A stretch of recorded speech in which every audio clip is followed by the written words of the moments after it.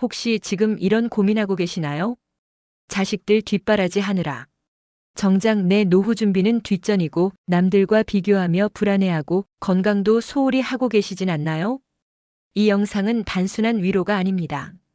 80년을 살아본 선배가 전하는 구체적인 해답입니다. 60대부터 진짜 행복한 노후를 준비할 수 있는 7가지 핵심 원칙을 담았습니다. 끝까지 시청하시면 지금 이 순간부터 여러분 인생의 새로운 시작점이 될 수 있습니다. 구독과 좋아요 부탁드립니다. 댓글로 여러분의 고민도 남겨주세요. 박정희 할머니의 80년 인생 조언. 80년을 살아보니 알겠어요. 60대 때 제가 얼마나 어리석었는지. 남들 눈치 보며 사느라, 자식들 뒷바라지 하느라 정작 제 인생은 뒷전이었거든요. 지금 60대인 분들께 꼭 해드리고 싶은 말이 있어요. 저처럼 후회하지 마시고 진짜 행복한 노후를 준비하세요. 박정희 할머니는 창가에 앉아 20년 전 사진을 들여다보고 있었다. 60세 생일 때 찍은 가족 사진. 그때만 해도 남편이 살아있었고 자식들도 모두 모여 있었다. 사진 속 자신은 웃고 있었지만 그 미소 뒤에는 무언가 불안한 기색이 숨어 있었다. 그때 참 바빴지. 아이들 결혼 준비하느라, 남편 직장 생활 뒷바라지 하느라, 시부모님 모시느라. 할머니는 깊은 한숨을 쉬었다. 60대 초반 그녀는 늘 무언가에 쫓기듯 살았다. 교직에서 33년간 근무한 후 정년 퇴직을 한 지 얼마 안 된 때였다. 평생 아침 7시에 일어나 학교에 가던 일상이 없어지니 허무했다. 그래서 더욱 자식들에게 매달렸는지도 모른다. 20년 전 할머니는 교직에서 은퇴한 지 얼마 안 된 때였다. 남편은 아직 직장을 다니고 있었고 큰아들은 결혼 준비 중이었다. 그 시절 할머니의 하루는 온갖 걱정으로 가득했다. 어머니, 요즘 김 선생님 댁은 아들이 강남에 집까지 사들였다던데요.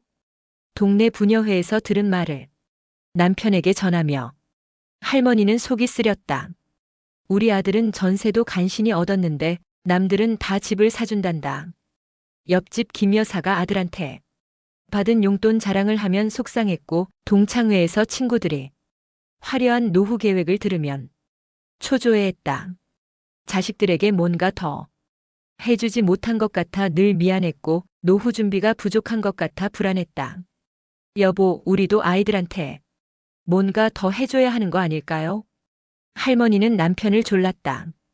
그래서 그들은 노후 자금으로 모아둔 돈으로 큰아들 결혼 자금을 대줬다. 둘째 아들 군대 갈 때도 딸 대학 등록금도 마찬가지였다. 큰아들 결혼 준비할 때가 제일 힘들었지.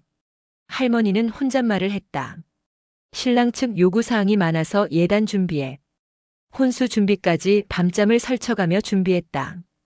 그때 친정어머니가 내가 너무 많이 해준다고 걱정했지만 할머니는 아들 결혼은 한 번뿐인데 뭘 이라며 웃어넘겼다. 둘째 아들 대학교 입학 때도 마찬가지였다. 등록금에 생활비에 원룸 보증금까지 노후 자금으로 모아둔 돈이 하나둘씩 빠져나갔다. 그때마다 남편은 그래도 우리 애들이니까라며 동조했지만 할머니는 마음 한편으로 불안했다. 그때 정말 많이 울었어요. 아이들한테는 보여주지 않았지만 혼자 있을 때면 눈물이 나더라고요. 이렇게 다 주면 우리는 어떻게 살지? 그런 생각이 들었거든요. 하지만 그런 불안감을 친구들이나 가족들에게 털어놓을 수도 없었다. 주변에서는 자식들이 잘 되면 다 부모 복이라고 했고 나중에 효도 받으면 되잖아라고 위로했다. 할머니도 그런 말들을 믿고 싶었다. 60대 중반 할머니는 점점 더 남들과 비교하며 살았다. 동창회에 가면 친구들의 자랑 이야기를 들으며 속이 상했다. 누구는 아들이 대기업에 다니고 누구는 딸이 의사와 결혼했다는 이야기를 들으면 우리 애들은 왜 이럴까 하는 생각이 들었다. 그때 제가 정말 많이 우울했어요. 아이들한테 더 해주지 못한 것 같아서 미안하고 남편 벌이가 다른 집보다 적어서 초라하고 우리 집 평수도 작아서 창피하고 특히 명절 때가 가장 힘들었다. 시댁에 가면 시누이들이 자랑하는 이야기를 들어야 했고 친정에 가면 형제들과 비교당하는 기분이었다. 할머니는 그런 자리에서 웃으며 있었지만 집에 돌아와서는 남편에게 푸념을 했다. 그 무렵 할머니는 건강에도 신경을 쓰지 못했다. 자식들 일에 바빠서 정작 자신의 몸은 돌보지 못했다. 어깨가 아파도 참았고 허리가 아파도 파스만 붙이고 지냈다. 병원에 가려면 시간도 돈도 아까웠다. 그때 제가 정말 바보였어요. 건강이 가장 중요한 건데 그걸 소홀히 했으니까요. 그러던 중 할머니는 무리한 투자를 하게 됐다. 아는 사람이 이거 하면 돈 벌 수 있다고 해서 시작한 투자였다. 노후 자금을 좀 더 늘려보자는 생각이었다. 하지만 결과는 실패였다. 큰 돈을 잃고 나니 할머니는 더욱 절망스러웠다. 그때 정말 많이 후회했어요. 왜 그런 무리한 일을 했을까? 아이들한테 더 해주려고 했던 것도 투자한 것도 다 잘못된 선택이었는데 75세 무렵 할머니에게 큰 충격이 왔다. 그토록 아껴준 큰아들이 사업에 실패하면서 엄마 당분간 용돈 드리기 어려울 것 같아요라고 했다. 둘째 아들은 자기 생활도 빠듯하다며 명절에도 잘 오지 않았다. 딸은 시댁 눈치 때문에 친정에 많은 도움을 줄 수 없다고 했다. 그때서야 깨달았어요. 아이들에게 다 주면서 정작 우리 노후는 준비를 안 했구나. 할머니는 그날 밤 잠을 이루지 못했다. 지금까지 자식들을 위해 쏟아부은 돈들이 주마등처럼 스쳐갔다. 큰아들 결혼할 때 깨트린 적금 3천만 원, 둘째 아들 대학 등록금으로 해약한 보험금 2천만 원, 딸 전세금 보증을 위해 대출받은 5천만 원. 그런데 정작 남편이 갑작스럽게 돌아가신 후 할머니는 홀로 현실과 마주해야 했다. 국민연금 월 80만 원이 전부였다. 남편의 퇴직금으로 빚은 정리했지만 월 생활비로는 턱없이 부족했다. 관리비, 공과금, 식비를 계산하니 매월 적자였다. 병원비는 별도였다. 아이들한테 짐이 되고 싶지 않아서 혼자 끙끙 앓았어요. 할머니는 자존심 때문에 자식들에게 경제적 도움을 요청할 수 없었다.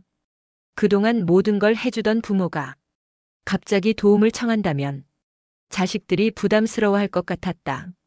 전기료를 아끼려고 여름에도 에어컨을 틀지 않았다. 겨울에는 전기장판 하나로 버텼다. 마트에서 할인 상품만 골라 샀고 외식은 꿈도 꾸지 않았다. 가끔 동네 경로 식당에서 무료 급식을 받아먹는 자신이 초라했다. 그때 정말 많이 울었어요. 왜 이렇게 됐을까? 뭘 잘못한 걸까? 그런 생각만 하면서 더 큰 충격은 건강이 무너지기 시작했다는 것이었다. 무릎이 아파서 걷기가 힘들어졌고 혈압약을 먹어야 했다. 당뇨 진단도 받았다. 병원에 가야 하는데 의료비가 부담스러웠다. 약국에서 파는 진통제로 버티며 살았다. 하지만 절망적인 상황에서 할머니는 오히려 새로운 가능성을 발견하기 시작했다. 복지관에서 주택연금 설명회가 있다는 공지를 보고 참석했다. 처음 들어보는 제도였지만 자신에게 딱 맞는 것 같았다. 집을 담보로 매월 일정액을 받을 수 있다는 것이었다. 아, 이런 방법도 있구나. 왜 진작 몰랐을까? 할머니는 또한 복지관에서 운영하는 노인 일자리 사업에도 관심을 가졌다. 학교 급식실에서 설거지를 도와주는 일이었다. 월 30만 원 정도의 수입이지만 할머니에게는 소중한 돈이었다. 더 중요한 것은 집에서 혼자 있는 시간을 줄일 수 있다는 점이었다. 처음에는 이 나이에 무슨 일을 하냐며 자책했지만 막상 일을 시작하니 기분이 좋았다. 함께 일하는 할머니들과 이야기를 나누며 외로움도 덜었다. 무엇보다 누군가에게 의존하지 않고 스스로 돈을 벌고 있다는 뿌듯함이 있었다. 그때 깨달았어요. 나도 아직 할 수 있는 일이 있구나. 완전히 무능한 존재는 아니구나. 할머니는 자신의 라이프 스타일을 점검해보기 시작했다. 혼자 사는 집치고는 너무 컸다. 방 3개짜리 아파트에서 혼자 지내는 것이 비효율적이라는 생각이 들었다. 작은 집으로 이사하는 것도 고려해봤다.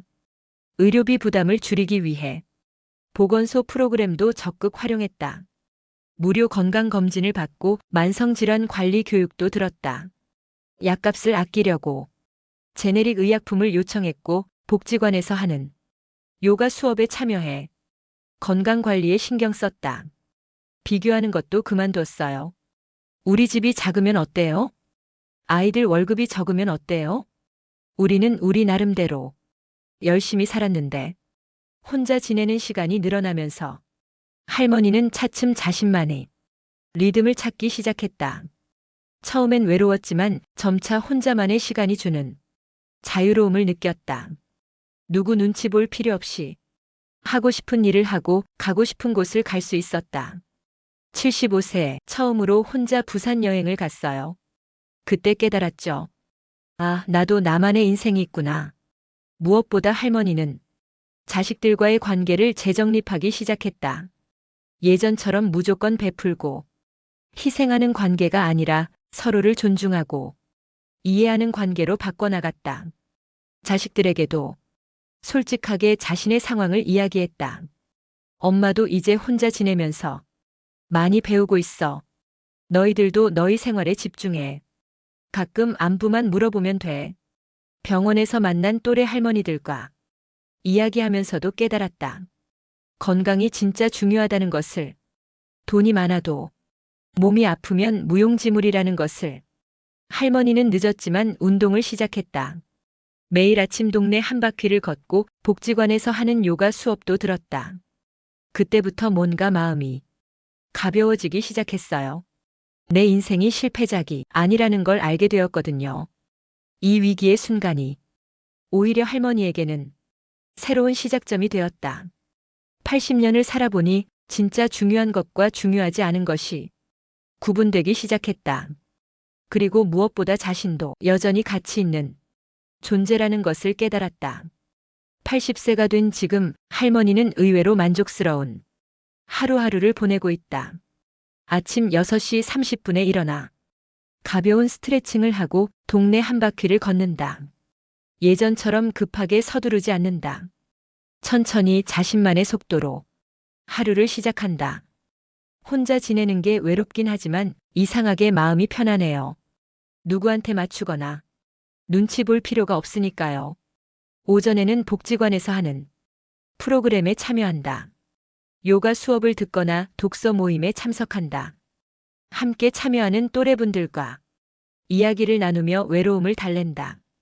깊은 관계는 아니지만 서로 안부를 묻고 답하는 정도의 따뜻한 관계들이 있다. 점심은 집에서 간단히 해먹는다. 예전처럼 가족들을 위해 여러 가지 반찬을 만들지 않는다. 자신이 먹고 싶은 것, 몸에 좋은 것 위주로 간단하게 준비한다. 가끔 친한 할머니와 함께 근처 식당에서 점심을 먹기도 한다. 오후에는 독서를 하거나 드라마를 본다. 예전에는 시간 낭비라고 생각했던 일들이 이제는 소중한 즐거움이 되었다. 도서관에서 빌린 책을 읽거나 좋아하는 배우가 나오는 드라마를 보며 시간을 보낸다. 80년을 살아보니 정말 중요한 건 많지 않더라고요. 건강하고 마음 편하게 사는 것. 그게 전부예요. 경제적으로도 안정을 찾았다. 주택연금을 받기 시작하면서 기본 생활비는 해결됐다. 복지관에서 하는 일자리 사업으로 받는 월 30만 원도 소중한 용돈이 된다. 많지는 않지만 부족하지도 않다. 무엇보다 자식들에게 짐이 되지 않는다는 것이 마음 편하다. 자식들과의 관계도 많이 달라졌다. 예전처럼 무조건 베푸는 관계가 아니라 서로의 생활을 존중하는 관계가 됐다. 큰아들은 사업을 정리하고 다른 회사에 취직했다. 가끔 전화해서 안부를 묻는다. 둘째 아들은 여전히 바쁘지만 한 달에 한 번 정도는 얼굴을 보러 온다. 아이들도 이제 편해한 것 같아요. 예전에는 엄마한테 뭔가 더 해줘야 한다는 부담감이 있었을 텐데 지금은 그냥 편하게 만날 수 있으니까요. 딸은 명절 때 간단한 선물을 가져오기도 한다. 예전처럼 큰 돈을 쓰지 않고 할머니가 좋아할 만한 차나 건강식품 정도다. 서로에게 부담이 되지 않는 선에서 정을 나누고 있다. 건강 관리도 체계적으로 하고 있다. 매일 아침 30분 걷기는 빠뜨리지 않는다. 복지관에서 하는 요가 수업도 꾸준히 참여하고 있다. 75세에 시작한 운동이지만 확실히 체력이 좋아진 것을 느낀다.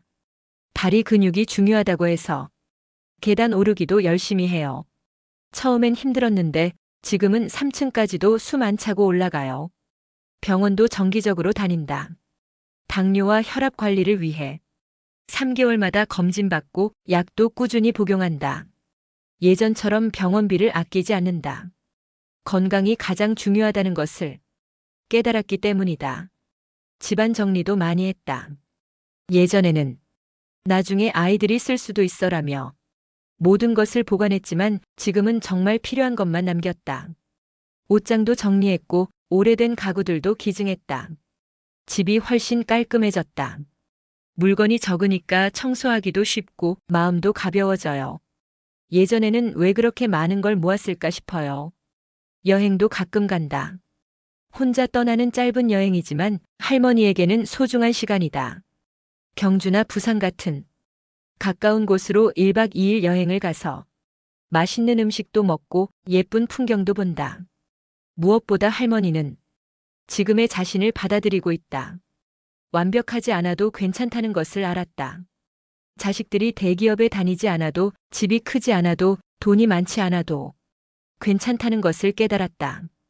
지금이 제일 행복한 것 같아요. 남들과 비교하지 않으니까 마음이 편해요. 우리는 우리 나름대로 충분히 잘 살았어요. 창가에 앉아 20년 전 사진을 보며 할머니는 미소를 지었다. 그때의 자신에게 하고 싶은 말이 있었다. 걱정하지 마. 모든 게 잘 될 거야. 지금보다 훨씬 행복해질 거야. 박정희 할머니가 80년을 살아보며 깨달은 행복한 노후를 위한 7가지 핵심 원칙입니다. 첫 번째, 비교하지 마세요. 60대 때 제가 가장 괴로웠던 건 남들과 비교하는 거였어요. 누구네 집은 어떻고, 누구네 아들은 어떻고, 그런 걸 신경 쓰는 순간 우리 인생이 초라해 보이거든요. 지금 와서 보니 그런 비교는 아무 의미가 없었어요. 우리는 우리 나름대로 충분히 잘 살았는데 말이에요. 60대부터는 남들의 성공담이나 자랑에 흔들리지 마세요. 무리한 투자나 인생 역전을 꿈꾸기보다는 지금까지 살아온 자신의 인생을 인정하고 감사하는 마음이 중요합니다. 두 번째, 자산을 현명하게 활용하세요. 자식들에게 다 주고 나니 정작 우리 노후 자금이 부족했어요. 좋은 마음으로 한 일이지만 결국 나중에 자식들에게 짐이 될 뻔했죠. 주택연금이나 연금 같은 것들을 미리 알아봤으면 좋았을 텐데요. 자녀를 위한 과도한 지출은 오히려 독이 될 수 있어요. 주택연금, 개인연금 등을 활용해서 노후 수입을 안정적으로 확보하세요. 자산을 무조건 남기기보다는 본인의 생활을 위해 현명하게 활용하는 것이 중요합니다. 세 번째, 자녀의 독립을 도와주세요. 자식들한테 모든 걸 해주는 게 사랑인 줄 알았는데 그게 아니더라고요. 오히려 자식들이 독립할 기회를 빼앗은 거였어요. 지금은 서로 적당한 거리를 두고 지내니까 관계가 더 편해졌어요. 무조건적인 지원보다는 자녀가 스스로 해결할 수 있는 능력을 키워주는 것이 진정한 사랑이에요. 부모님도 자녀에게 의존하지 않는 경제적 자립을 유지하셔야 합니다. 네 번째, 혼자 지내는 법을 익히세요. 처음에는 혼자 지내는 게 너무 외로웠어요. 그런데 시간이 지나니까 이 시간이 주는 자유로움을 알게 되었어요. 누구 눈치 보지 않고 내가 하고 싶은 일을 할 수 있는 시간이거든요. 외로움과 고립은 달라요. 혼자 있는 시간을 견디는 법을 배우세요. 깊지 않아도 좋으니까. 가벼운 인간관계를 유지하면서 내면의 고요함을 즐길 수 있는 취미나 관심사를 찾아보세요. 다섯 번째, 건강관리에 집중하세요. 80세가 되어 보니 장수가 중요한 게 아니라 건강하게 사는 게 중요하더라고요. 75세부터 운동을 시작했는데 진작 했으면 좋았을 텐데 하는 생각이 들어요. 특히 다리 근육이 중요해요. 60대부터는 근육량 유지가 핵심이에요. 걷기, 계단 오르기, 간단한 근력 운동을 꾸준히 하세요. 건강한 식습관과 함께 특히 하체 근육을 키우는 것이 중요합니다. 6번째, 바른 자세를 유지하세요. 나이 들수록 자세가 구부정해지는데 이게 보기에도 안 좋고 건강에도 안 좋아요. 자세를 바르게 하니까 기분도 좋아지고 자신감도 생기더라고요. 여러분, 거울을 보면서 자세를 자주 점검하세요. 어깨를 펴고 턱을 당기고 배에 힘을 주는 습관을 들이세요. 바른 자세는 외모뿐만 아니라 건강에도 큰 영향을 미쳐요. 7번째, 본질에 집중하세요. 80년을 살아보니 정말 중요한 건 얼마 안 되더라고요. 집이 크든 작든 차가 좋든 나쁘든 그런 건 별로 중요하지 않았어요. 중요한 건 건강하고 마음 편하게 사는 거예요. 시청자 여러분, 인생에서 진짜 중요한 것은 많지 않아요. 외형적 성공, 남들의 시선, 과도한 소유욕은 내려놓으세요. 대신 건강, 마음의 평화, 소중한 사람들과의 관계에 집중하세요. 박정희 할머니의 마지막 메시지입니다. 60대 분들께 꼭 말씀드리고 싶어요. 지금부터가 진짜 중요한 시간이에요. 지금까지는 남들을 위해 살았다면 이제는 진짜 본인을 위해 사세요. 완벽하지 않아도 괜찮아요. 부족해도 괜찮아요. 지금 이 순간을 만족하며 사는 게 진짜 행복한 노후예요. 60대부터는 자신만의 속도로, 자신만의 방식으로, 자신만의 행복을 찾아가세요. 80년을 살아본 선배의 조언이 여러분의 남은 인생을 더욱 풍요롭게 만들어주길 바랍니다. 구독, 좋아요 부탁드립니다. 댓글로 여러분의 이야기도 들려주세요. 감사합니다.